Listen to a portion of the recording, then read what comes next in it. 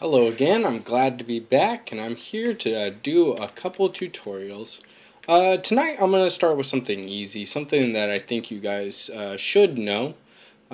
First off, what I need to do is just do a bit of tweaking on this little level that I've been putting together to do this for you guys.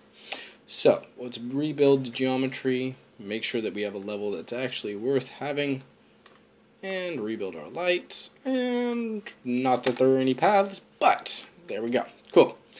So, first things first, let's go into our lit view. Unlit, rather. Now, this level, I'm going to be using it for the entire tutorial. It's just a simple level I did, and there's nothing more than just geometries, as you can see. What I want to do is start with a checkpoint system. It's one of the crucial things that you're going to need to have in your level. So, first off, let's move this out of the way. No red brush needed. Now, here, let's just start with the basics. Let's start with a actor, player start. Perfect. Put a player start right there. Now, just to mark where we're going to need it, we're just going to go into our Unreal Editor. Let's just pull up a static mesh, something that we can use to mark where we're going to have our checkpoints. So, I'm just going to use that. Why not? So, let's just drag it out. Perfect. Flip it over. And right there. Cool. Make sure that it's in the right area. Now, what I'm going to do is hold Alt, move another one. And I'm going to place this one right there. Perfect. That is beautiful. I'm sorry about the screen capture, by the way. I'm still trying to figure out how to do this on Windows, but we'll make do with what I got. So we have those two arrows. Now let's just replace those with static mesh actors so that we can use them a little bit more to our advantage. So replace with, oh, you have to have it selected. There we go.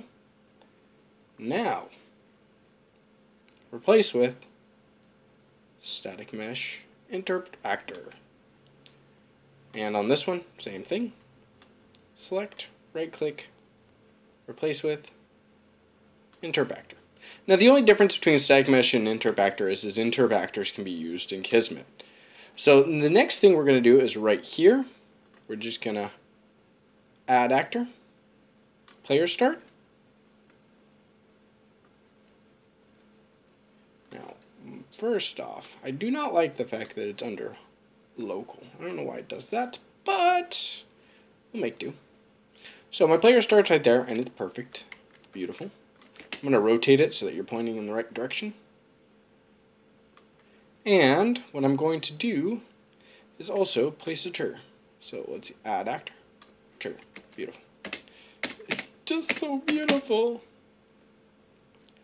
So, over here, what I'm going to do is same thing. Add actor, player start. That's pointing in the right direction, so I'm just going to move it into position and right click. Add actor, trigger. And I'm going to space it out a little bit. Now, some people do this a bit differently than I do, so feel free to do it however you want to do it. I'll just show you the way I do it. I go into Kismet first, and I get all my assets in there. So let's just start bringing them in. First off, with my triggers, what I want to do is figure out what type of trigger I want to use. On the trigger 3, which is this one over here, what I want to do is I want to set that one as touch. There's my touch trigger. And then I'm going to zoom in and name it. Turn that off, and name it final checkpoint. Now, over here, this trigger, let's bring this one in as well. Now this one I'm going to put as used because this one is going to be associated later with a key. So, let's turn off aim to interact first off, just because I know I don't want that. And then also, usually I'd change this to if it were just a door opening and closing, but because I'm only going to need to use it once, I'm going to leave it at 1. Max trigger count refers to how many times you can use it. So, now, this one would be checkpoint, mid, and then let's bring in the other assets too. Now, if you bring in your player start, we're just going to bring it in as a variable, player start 5, and let's name that mid, and player start 4 will be start, and player start 5, this is actually player start 6, I'm sorry, that one will be final. Now, let's do a bit of a reorganization in a second, but let's bring in the last two assets really quick. So that's that one, so we'll bring that in as an interp actor. So we'll just use new variable, and I'll put that as mid arrow, and this one as final arrow.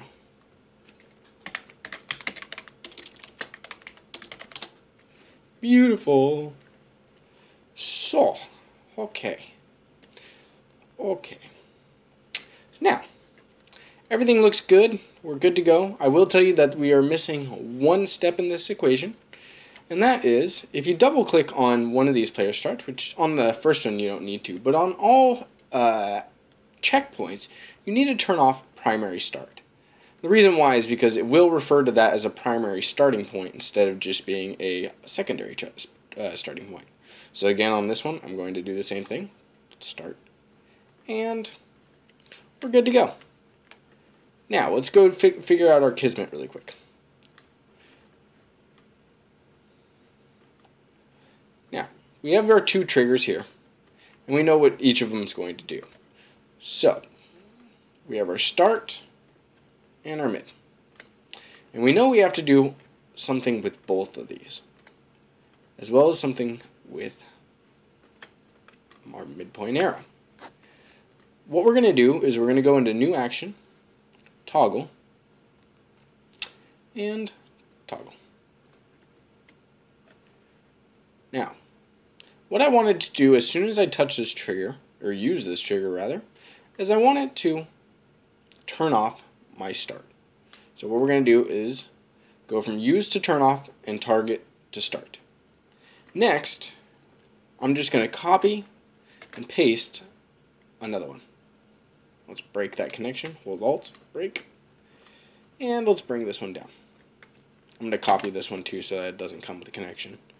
And we're going to attach it to the midpoint, and we're going to hit turn on. Now, last thing we got to do is we got to go first. We got to go to toggle hidden. And then we just need to hit hide. Let's actually move this up to be a little bit more neat because I obsess, and target. Bam. So, what do we got? We've got a trigger that hides the arrow as soon as we use it, turns off the start point, and turns on the mid one. Next, what we're going to do is go, let's just copy paste. So we got our toggle, and we're going to need one more. B. Now this trigger at the end, we're just going to use it as touched. And when you touch it, it's going to turn on the final and turn off our midpoint right there. There we go. Now, let me just reorganize because I obsess. You'll start to realize that. And let's just put that right there. Last thing is, just like last one, we're going to do a toggle hidden on that final one. So let's go to Action, Toggle, Toggle Hidden. We're going to hit Hide and attach the target to that. Last thing, we're just going to grab it all, click right there, and hit New Comment Wrap, and name it Checkpoints. Now, we're good to go. All I need to do is save my work. We need to rebuild our geometries. I saw some, yes, I need to rebuild my paths. Let's go to use light. You don't need to use light mask at this point. And last but not least, let's rebuild our paths, and we are good to go. So, let's hit play, and we are in game. So, first things first, let's make sure that this is going to work. Got to get to your checkpoint. Now, there it goes. Disappeared, so that means that it did trigger. So, if I kill myself and die, I don't... Oh, I forgot to put a kill Z in. See, even I forget these things. World info, there it is. We're going to put it at -200. Perfect. Now, hopefully that will kill me. How often do you get to say that in your life? So, I need to be able to kill myself to be able to make sure that this works. So let's just kill ourselves. Now, as you can see, the checkpoint worked. Perfect. Now let's just skip all the running and get right here and touch it. And it's gone. Let's kill ourselves again and see if it worked. And look at that. Our checkpoint system is completely working.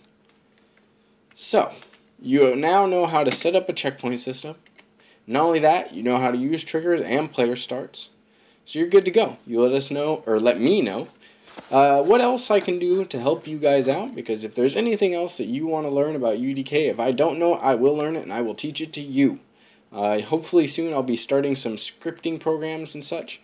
So we'll work on that once we get there. But expect a new tutorial in the next couple days.